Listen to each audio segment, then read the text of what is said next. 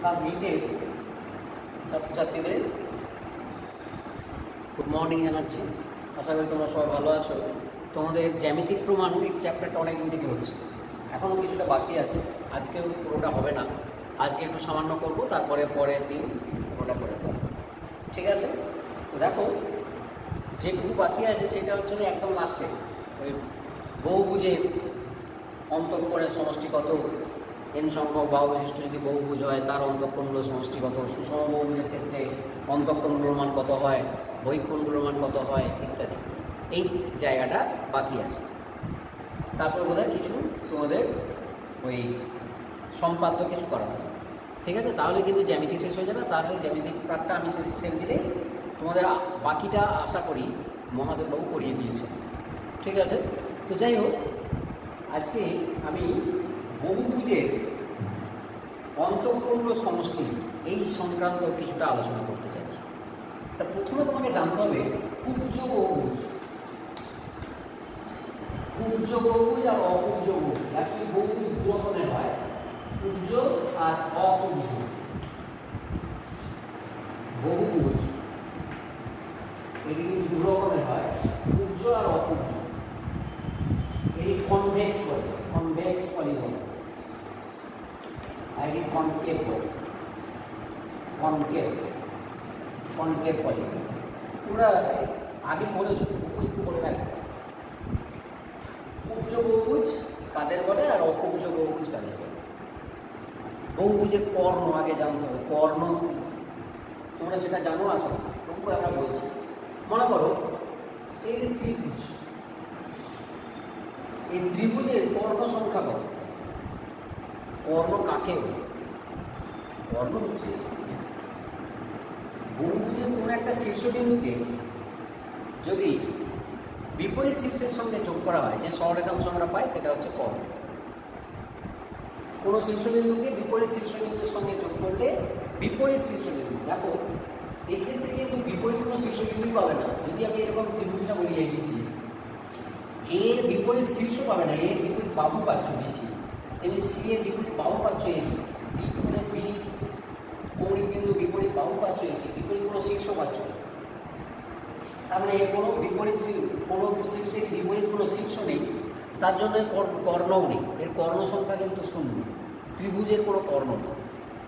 চতুর্ভুজের কিন্তু আছে। দেখো চতুর্ভুজের ক্ষেত্রে কী হবে?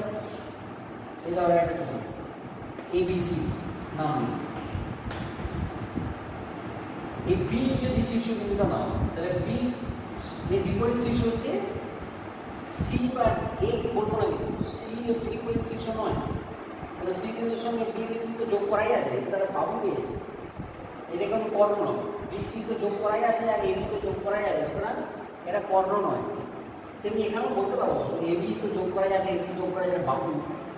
আর বিসি এটা তো বাহু, এটা তো কোনো কৌণিক বিন্দু নয়, সেই জন্যে এখানে কোনো কর্ণ নেই। কিন্তু দেখো এখানে বি বিন্দু বিপরীত শীর্ষ আমরা ডি বলবো, এ বা সিতে বলবো না, কারণ এবি আর এসি যোগ করা, বিসি যোগ করা আছে, এবং সেগুলো হচ্ছে ত্রিভুজের বাহু, কর্ণ নেই। বহুভুজটার বাহু, কর্ণ নয়।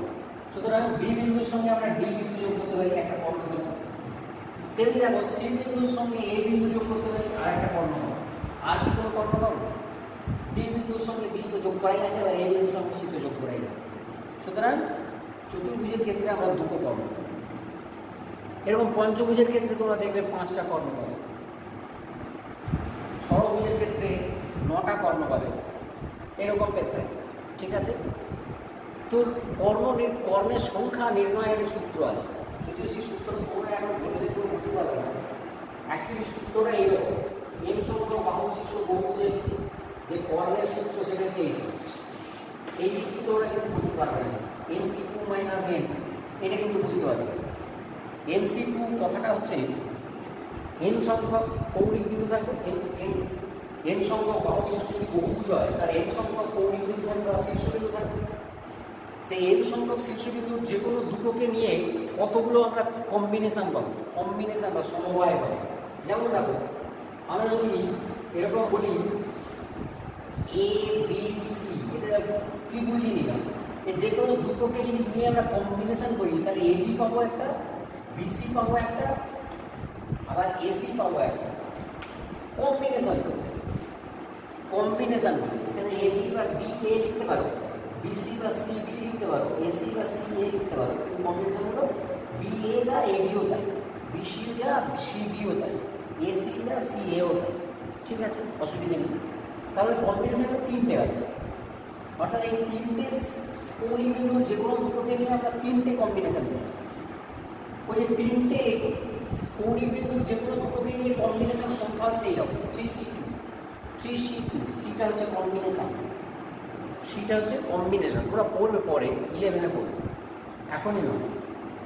তো এটা এখনই বলা একটু লেংথি ব্যাপার হয়ে যাবে, মানে এখনই ওইটাকে বলতে চাইছি না। এইটাকে যদি সিম্পলিফাই করা হয়, তো এটাকে সিম্পলিফাই করলে এটা এরকম আসবে। এটাকে যদি আমরা সিম্পলিফাই করি, সিম্পলিফাই করলে এরকম আসবে, এটি সিম্পলিফাই করলে এরকম আসবে, n-3/2 এরকম আসবে। এইটা কি করে আসলে এখন কিন্তু বলতে বললে হবে না, হ্যাঁ, কারণ এইটা তোমার একটা ক্লাস লেগে যাবে। NC2 কি, NC2 সব শুধু নয়, NC3 হতে পারে, NC5 হতে পারে, NC4 হতে পারে, NCR হতে পারে, ইত্যাদি হতে পারে। তো সেটা বলতে গেলে অনেক দিন একদিন সময় লেগে যাবে, সেটা এখনই আমি বলছি না, শুধু বলে রাখলাম এটাকে ক্যালকুলেশন করে এরকম আছে। এই যে এখানে কিন্তু এনটা কেন বাদ দেওয়া হলো, ওই যে দেখো, ওই যে এই মনে করো এই যে তিনটে বিন্দু, তিনটে বিন্দু, তিনটে কেন যদি চারটে নিই, আচ্ছা তিনটে বিন্দু যে কোনো তিনটে চারটে না, যে কোনো তিনটে হচ্ছে অসমানিত, যে কোনো তিনটে দেখো অসমানিত, তার মানে একটা চতুর্ভুজ গঠিত হবে, চতুর্ভুজ গঠিত হবে। এই যে কোনো তিনটে, যে কোনো চারটে বিন্দু আছে যার যে কোনো তিনটে অসমানিত, তার প্রত্যেকটাকে যদি প্রত্যেকটার সঙ্গে যোগ করা হয় এবং কতগুলো সরলরেখাংশ পাবো, মোট দেখো 6টা পেয়েছি, 6টার মধ্যে 4টে হচ্ছে চতুর্ভুজের পাবো, তাহলে 4টে বাদ দিতে হবে, সেটি বাদ দেওয়া হবে, 4টে বাদ দেওয়া হয়, তাহলে বাকি যেটি পড়ে রইলো সেটি হচ্ছে কর্ণ সংখ্যা, সেটি হচ্ছে কর্ণ সংখ্যা। সেই কর্ণ সংখ্যা হচ্ছে এইরকম, আর সেটাকে সিম্পলিফাই করলে এরকম দাঁড়াবে। যে কোনো বহুভুজের ক্ষেত্রে n সংখ্যক বা অবিষ্ট যে কোনো বহুভুজের ক্ষেত্রে কর্ণ সংখ্যা হচ্ছে n×n-3/2। তাহলে ত্রিভুজের কর্ণ সংখ্যা তুমি n এর মান 3 বসালে দেখতে হবে 3 - 3 0 হয়ে যাচ্ছে, সুতরাং ত্রিভুজের কোনো কর্ণ নেই। চতুর্ভুজের কর্ণ সংখ্যা 4×4 - 3/2 মানে হচ্ছে দুটো হবে। পঞ্চভুজের ক্ষেত্রে 5×5 - 3/2 মানে 5টা হবে। ষড়ভুজের ক্ষেত্রে 6×6 - 3/2 করলে 9টা হবে, ইত্যাদি হবে। তোমরা নিজেরাই বের করতে পারবে কোন বহুভুজের কটা কর্ণ বের করতে পারবে। ঠিক আছে, এবারে সব কর্ণগুলো যে সবাই ওই বহুভুজটার মধ্যেই থাকবে এমন কিন্তু নয়। এই যে দেখো এখানে আমি একটা চতুর্ভুজ এঁকেছি, এখানে কিন্তু এসি আর বিডি কর্ণ পুরোপুরিভাবে বহুভুজটার মধ্যে আছে, অর্থাৎ চতুর্ভুজটার মধ্যেই আছে, ভেতরে আছে। এখন এরকম যদি হতো চতুর্ভুজটা, এরকম চতুর্ভুজ তো হতে পারে, এই 4টে বাহু দ্বারা বেষ্টিত একটা সমতলিক চিত্র, এটাও তো চতুর্ভুজ হতে পারে, এ বি সি ডি। এই ক্ষেত্রে দেখো এসি কর্ণ আর বিডি কর্ণ কত, এসি কর্ণটা পুরোপুরি দেখো চতুর্ভুজটার ভেতরে আছে, কিন্তু বিডি কর্ণটা দেখো পুরোপুরিভাবে চতুর্ভুজটার বাইরে আছে।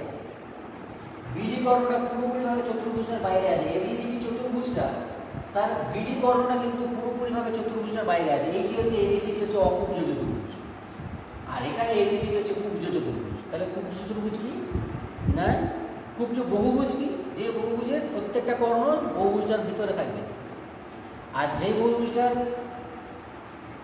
এক বা একাধিক কর্ণ আংশিক বা সম্পূর্ণরূপে বাইরে থাকবে চতুর্ভুজটা বহুভুজটা, তাদেরকে আমরা অকুব্জ বহুভুজ। তাহলে তোমাদের কিন্তু অকুব্জ বহুভুজ নিয়ে কিছু নেই, শুধু আছে কুব্জ বহুভুজ। এবারে কুব্জ বহুভুজে আমরা করব কুব্জ বহুভুজের অন্তঃকোণগুলো সমষ্টিগত। এর অন্তঃকোণ কি বহিঃকোণ কি সেটাও জানতে হবে, অন্তঃকোণ কি বহিঃকোণ কি সেটাও জানতে হবে।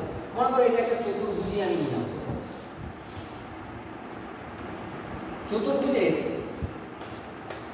যেমন আমরা 4টে বাহুগুলো যদি 4টে কোণ বলি, এই কোণগুলি হচ্ছে অন্তঃকোণ, এগুলো চতুর্ভুজের ভেতরে অবস্থিত, এই কোণগুলো সব চতুর্ভুজের ভেতরে অবস্থিত, ওইগুলি হচ্ছে অন্তঃকোণ, ইন্টারনাল অ্যাঙ্গেল, এগুলো সব ইন্টারনাল অ্যাঙ্গেল, অন্তঃকোণ। তাহলে 4টে অন্তঃকোণ আছে চতুর্ভুজে। n সংখ্যক বাহু যদি বহুভুজ আছে, ত্রিভুজের অন্তঃকোণ কটা, ত্রিভুজের অন্তঃকোণ 3টে, ত্রিভুজের অন্তঃকোণ এটা এটা এটা তিনটে অন্তঃকোণ। এবার বহিঃকোণ কটা? ত্রিভুজের বহিঃকোণ করতে গেলে যে কোনো একটা বাহুকে বাড়াতে হবে। মনে করে এটাকে বাড়ানো একটা বহিঃকোণ পেল, আবার এটাকে বাড়ালে এটা বহিঃকোণ পেল, ইত্যাদি এরকম হয়। যে কোনো একটা বাহুকে বাড়ালে যে বাইরে যে কোণটা সেই বাহুটা, যে বাহুটা বাড়াচ্ছে সেই বাহুটা এবং তার সংলগ্ন বাহুর মধ্যে একটা কোণ পাবে, সেটা বহিঃকোণ নেই। তাহলে এরকম চারটে বহিঃকোণ পাবে যদি বাহুগুলোকে আমরা একই ক্রমে বর্ধিত করি। একই ক্রমে, দেখো একই ক্রমে বর্ধিত করেছি এখানে। এখানে যদি একই ক্রমে বর্ধিত করি তাহলে এরকম হবে।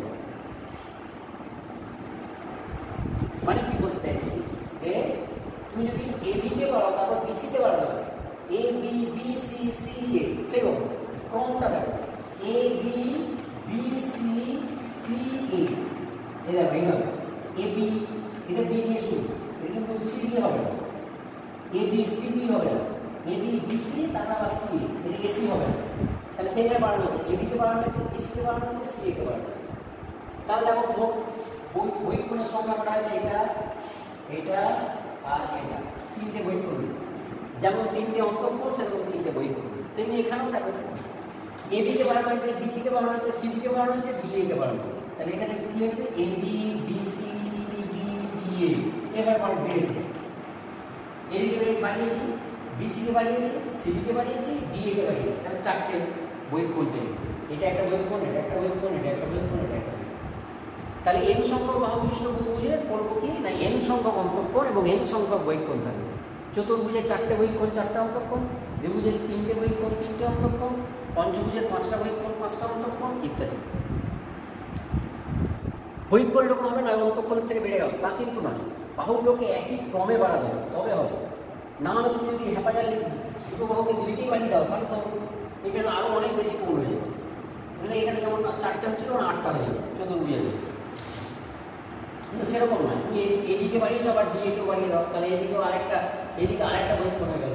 তেমনি এদিকে বাড়িয়েছো আবার এদিকে বাড়িয়ে দাও, তাহলে এদিকে একটা বহিঃকোণ ছিল আবার এদিকে একটা হয়ে যাবে। এরকম করে হবে, সেটাও হবে না, সেরকম করে না।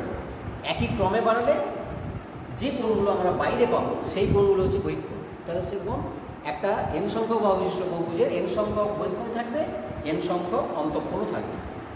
এবারে আমরা প্রমাণ করবো প্রথম যে n সংখ্যক বাহু বিশিষ্ট বহুভুজের অন্তঃকোণগুলোর সমষ্টি তার একটা সূত্র আছে। যেমন কর্ণ সংখ্যার একটা সূত্র বললাম না, মানে একটু বলে দিলাম, তো করে দেখানো হয় না, ওটা 11 দিয়ে বলি, ওটায় জাস্ট বলে দিলাম যে nc2 মাইনাস n, nc2 সম্পর্কে তোমাদের কিছুই বলিনি। তো যাই হোক, তো তেমনি আমরা এইটা কিন্তু করে দেখানো হবে যে একটা বহুভুজের n সংখ্যক বাহু বিশিষ্ট বহুভুজের অন্তঃকোণগুলোর সমষ্টি কত, সেটি কত হয় না, n সংখ্যক বাহু বিশিষ্ট যদি বহুভুজ হয়, সবসময় এটা বহুভুজ যখন তোমরা আঁকবে তখন কিন্তু সবসময় কুব্জ বহুভুজ, বাহু বিশিষ্ট বহুভুজের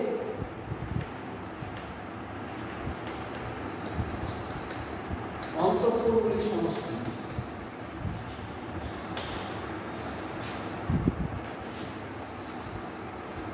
টু n মাইনাস 4 সমকোণ, বা এরকম বলতে পারো 2 × n মাইনাস 2 সমকোণ,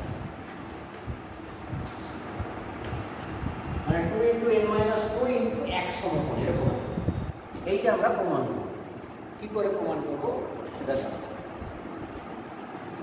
এখন n সংখ্যক, nটা তো নির্দিষ্ট বলা নেই, 10টা 15টা হতে পারে, 3টে 4টে হতে পারে, মিনিমাম তো 3টে হবে।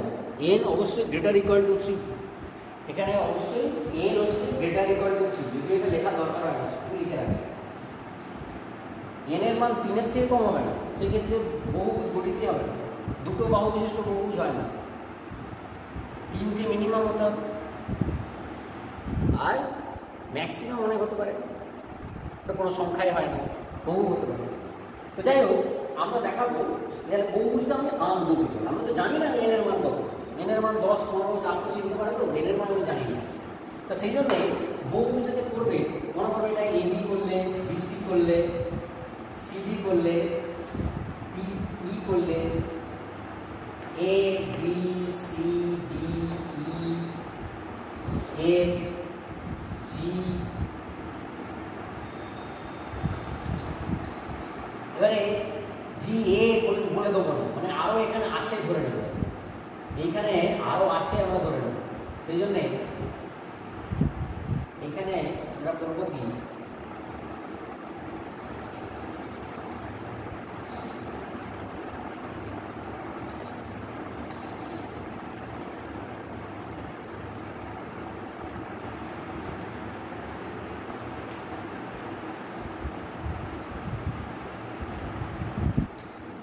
এরকম ধরবো। এরকম আরও আছে, মানে এখানে কিন্তু শেষ হবে না, এখানে কিন্তু ডট ডট লাইনে দিয়ে রাখতে হবে, ডটেড লাইনে, তাহলে সুবিধা হবে।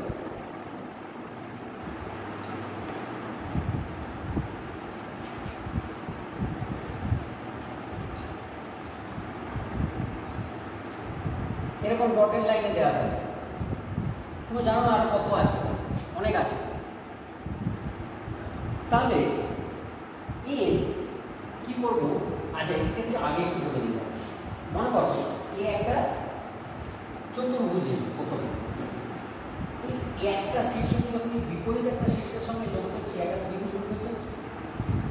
দেখো একটা বিপরীত শীর্ষের সঙ্গে যোগ করলেই একটা ত্রিভুজ আমরা পেয়ে যাচ্ছি। সেরকম এরপর যদি আরো বিপরীত থাকতো তখন আরো ওরকম ত্রিভুজ তৈরি হতো। তেমনি এখানেও দেখো, আমি যদি বি বিন্দুটাকে ধরে নিই, তাহলে বি বিন্দুর সঙ্গে ডি যোগ করতে পারবো, একটা ত্রিভুজ হলো। ই যোগ করতে পারবো, একটা ত্রিভুজ হলো। এফ যোগ করতে পারবো, একটা ত্রিভুজ হলো। জি যোগ করতে পারবো, একটা ত্রিভুজ হলো, ইত্যাদি হবে। তেমনি হ্যাঁ, এইগুলো সব যোগ করতে পারবো। এটা কিন্তু ডটেড লাইনে যোগ করতে হবে। ডটেড লাইন মানে আমরা জানি না এখানে কোথায় যোগ করছি, জানি না কিন্তু, ঠিক আছে, এগুলো ডটেড লাইনে যোগ করে দেবো। মানে দেখো বি এর সঙ্গে এ বা সি কে তুমি যোগ করতে পারছো না, তাহলে তুমি অ্যাকচুয়ালি কটাকে যোগ করবে, বি বিন্দুর সঙ্গে বাকি মোট কটা শীর্ষবিন্দু আছে না, এন সংখ্যক শীর্ষবিন্দু আছে। তার তোমাকে এখানে তো এই দুটোর সঙ্গে যোগ করতে পারছো না বি বিন্দুর সঙ্গে। তার মানে অ্যাকচুয়ালি দেখো এই তিনটে বাদ চলে যাচ্ছে, n-3 সংখ্যক বিন্দু আছে, n-3 সংখ্যক বিন্দু আছে।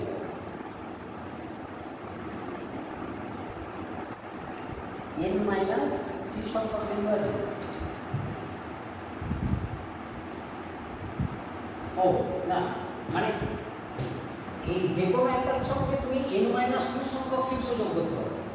এই দুটোকে বাদ দিলে তুমি একটাকে যোগ করলে, দুটোকে যোগ করলে, তিনটাকে যোগ করলে, তিনটে ত্রিভুজ হলো।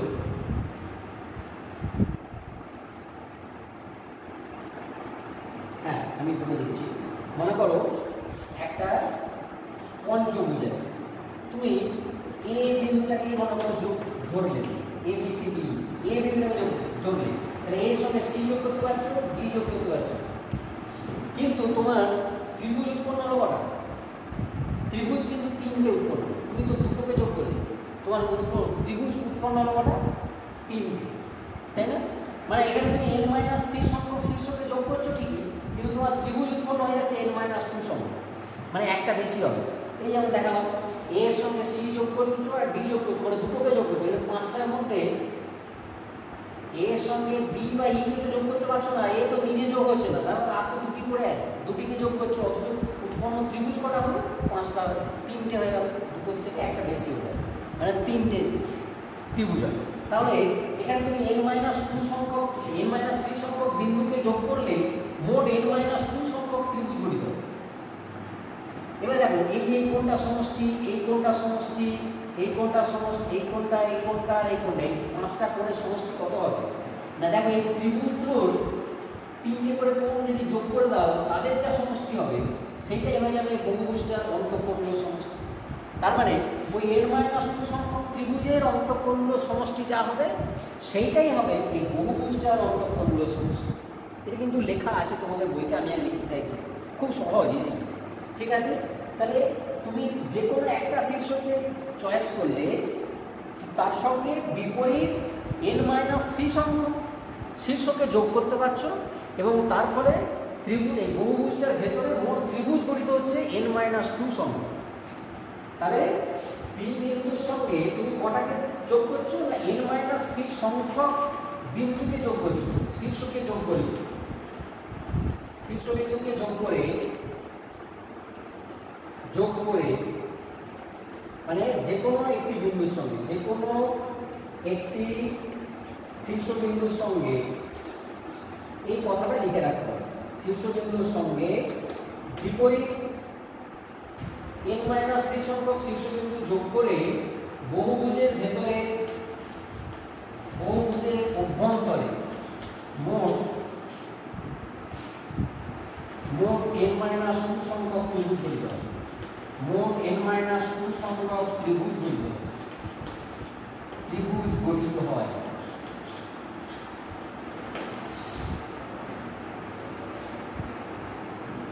হ্যাঁ, অ্যাকচুয়ালি দেখো ব্যাপারটা তুমি এইভাবেও বলতে পারো, বি বিন্দুর সঙ্গে সি কে আর এ কে তো যোগ করতে পারছো না, মানে বি বিন্দুটা বিসি বাহুতে কোনো ত্রিভুজ উৎপন্ন করছে না, কিন্তু সি বাহুতে করছে, বি বাহুতে করছে, ই এর বাহুতে করছে। বি বিন্দুকে ডি আর সি এর উভয় প্রান্তের সঙ্গে, মানে বিসি বাহুতে বি বিন্দুর বিপরীতে সিডি যে বাহুটা আছে দেখো, এই বাহুটার সঙ্গে বি বিন্দু একটা ত্রিভুজ গঠন করছে, ঠিক আছে। কিন্তু এই বাহুটার সঙ্গে একটা, মানে এরকম তুমি n-2 সংখ্যক বাহু পাবে, শুধু এ বি আর এসি কে বাদ দিলে বাকি তুমি n-2 সংখ্যক বাহু পাবে, তার প্রত্যেকটা বাহু প্রান্ত বিন্দুগুলোর সঙ্গে বি বিন্দুটাকে যোগ করে দিলেই তুমি n-2 সংখ্যক ত্রিভুজ পেয়ে যাবে, ঠিক আছে। তাহলে এই n-2 সংখ্যক ত্রিভুজের প্রত্যেকটা মানে মোট যা অন্তঃকোণের সমষ্টি সেটাই হবে বহুভুজটার অন্তঃকোণের সমষ্টি। ত্রিভুজের যে তিনটে কোণের সমষ্টি 180 ডিগ্রি হয় সেটা কিন্তু তোমরা আগে থেকেই জানো, তোমরা আগেই প্রমাণ করেছো যে একটা ত্রিভুজের অন্তঃকোণগুলোর সমষ্টি 180 ডিগ্রি হয়, মানে 2 সমকোণ হয়। তাহলে একটা ত্রিভুজের কোণগুলোর সমষ্টি যদি 2 সমকোণ হয়, তাহলে n-2 সংখ্যক ত্রিভুজের কোণগুলোর সমষ্টি কত হবে? কি হবে? n-2 ইন্টু 2 সমকোণ। তাহলে দেখো এই চলে আসে 2 ইন্টু n-2 সমকোণ। তুমি এভাবেও করতে পারো, অবশ্য এইটাকে আবার এইভাবেও কিন্তু করতে পারো। কেউ যদি বলে যে আমি এভাবে করবো তাহলেও কিন্তু হবে। মনে করো এরকম একটা বহুভুজ নিল, এরকম নিল, জায়গা একটা নিল,